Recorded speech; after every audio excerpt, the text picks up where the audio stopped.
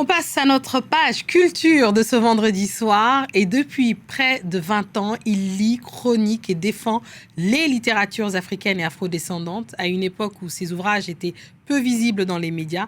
Réassi Ouabanzi a créé le blog Chez Gangeous, devenu une référence pour de nombreux lecteurs et écrivains.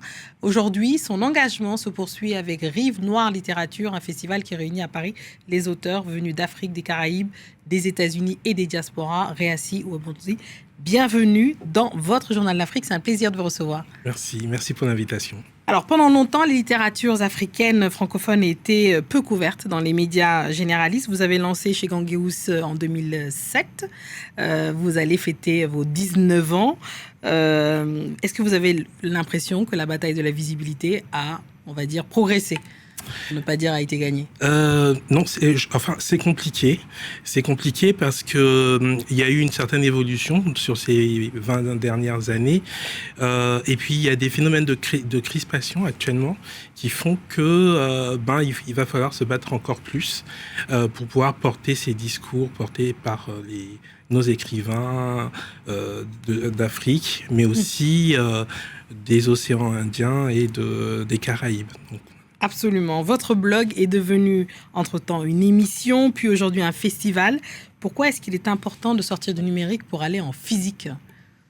Alors, c'est vrai que de manière générale, il est important que les gens se saisissent du livre, les gens rencontrent les écrivains. Il faut amener les écrivains déjà au niveau de leur écran, des espaces où ils peuvent au moins les entendre, et ensuite de leur donner la possibilité de les rencontrer et échanger avec eux. Donc, c'est un processus qui s'est construit comme ça, au fil des rencontres. Quand j'ai rencontré Guy Padja, par exemple, sur les lectures de Gangeous, on a monté l'émission et on a eu cette liberté de construire quelque chose, une émission de 52 minutes chaque fois avec un écrivain. Là, c'est le prolongement, quelque part, puisque ce sont les écrivains de la saison littéraire des lectures de Gangeous, donc cette émission, qu'on reçoit sur une journée pour partager autour de leurs textes. On trouve des thèmes qui peuvent, à partir desquels on peut monter des tables rondes. On a un espace presse aussi. Et l'idée, c'est d'amener à la fois des lecteurs passionnés, des gens qui ne connaissent pas forcément les textes, mais aussi amener d'autres influenceurs et journalistes à découvrir ces auteurs. Alors, le thème de cette deuxième édition, c'est par-delà les océans, une littérature, point d'interrogation. Derrière cette formule, il y a une question forte. Existe-t-il aujourd'hui, on va dire, une véritable communauté littéraire entre l'Afrique, les Caraïbes, l'Amérique, etc. Est-ce que ça existe ? Alors, c'est vraiment la question qu'on va se poser, parce que, justement, il y a des questions que, au travers de la littérature, justement, les écrivains se posent entre eux et posent aux différentes communautés. On va avoir, par exemple, une table ronde sur les échanges entre Haïti et l'Afrique, découvrir comment des enseignants, des intellectuels... Avec Philomé Robert, d'ailleurs, notre confrère qu'on embrasse de France 24, qui présente la matinale le week-end. Et on va essayer de mettre ça en perspective, par exemple, avec un historien du panafricanisme, qui va nous permettre de voir comment, en fait, ces échanges se sont faits, mais souvent ont été tus. Et donc, l'idée, c'est de pouvoir mettre tout ça en exergue, et avec la possibilité de débattre. Alors, votre programmation mêle des écrivains confirmés, on l'a vu, Jake Lamar, Gaston Paul-Effa, et des nouvelles voix qui viennent du Comore, du Bénin, de la Réunion. Est-ce que pour vous, c'est une façon de redessiner une sorte de cartographie plus ouverte des littératures noires francophones ? Oui, je pense qu'il faut qu'on il faut qu'on ait la chronologie des événements, il faut qu'il y ait un échange entre générations. Quand je prends les auteurs américains qui ont accepté d'être présents, ils ont une histoire qui parle aussi de la présence africaine, mais aussi afro-américaine en France. Et il faut mettre en perspective les mêmes mouvements qu'on a avec des jeunes auteurs, qui expriment des jeunes auteurs comme Jocelyn Danga ou Toufat Moutar.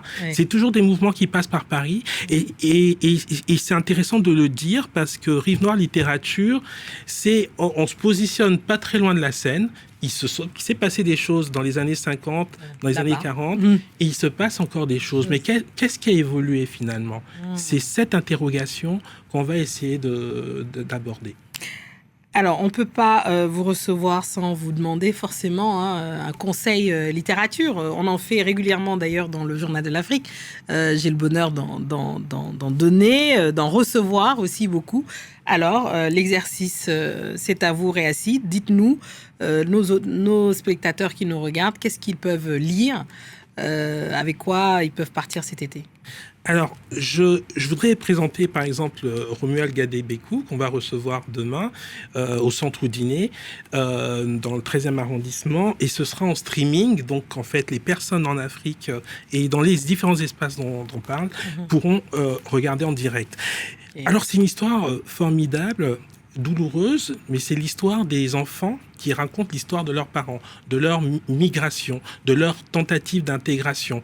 Et ils passent par le conflit social qui a eu lieu avec les femmes de ménage de l'Ibis des Batignolles pour pouvoir essayer de raconter l'intime d'une femme qui essaye d'élever ses enfants en France et toute la complexité de cela. La force du roman, c'est l'écriture qui est à la fois poétique, qui a plusieurs formes d'expression. C'est un roman exceptionnel. Formidable, je suis d'accord. Deuxième roman, rapidement, né sur des pissenlits, c'est ça ? Oui. Alors, que veut dire cette expression ? Oui. Surtout quand elle est exprimée par un écrivain congolais, la question que je lui ai posée quand j'ai reçu. Oui. Mais il n'y a pas de pissenlit en Afrique centrale. Oui. Mais non, c'est poétique pour dire comment on est dans un espace en guerre, en fait. Et puis, comment se traduit un exil d'un jeune homme angolais, d'une maman angolaise qui arrive en RDC et son enfant qui essaye de trouver sa place dans cet espace et qui finalement va partir vers un autre espace, l'Europe. Donc voilà, on voit qu'en fait, les migrations, elles ne sont pas seulement orientées vers le nord. Il y a des migrations intra-africaines. Absolument. Et la littérature nous permet de parler de tout ça avec poésie, avec douleur, mais aussi avec joie, parce que Kinshasa, c'est la joie. Oui, absolument. 2 livres d'ailleurs qui vont parfaitement avec le thème de Rive Noire, littérature, les trajectoires migratoires, l'identité et la place des afro-descendants dans nos sociétés contemporaines. Merci beaucoup, Réacide, d'être venu. C'est la fin de cette édition. Merci à tous ceux qui nous ont suivis partout dans le monde et ce soir en particulier de Kigali à Lomé en passant par Aix-en-Provence et surtout Sainte-Foy-les-Lois, c'est ça ? Voilà, Sainte-Foy-des-Lions. Voilà, c'est dans le Rhône. Moi, j'ai jamais été, donc voilà. Merci beaucoup. C'est la fin de cette édition. Restez avec nous car l'actualité continue sur France 24. Il paraît même que ça ne s'arrête jamais. Merci.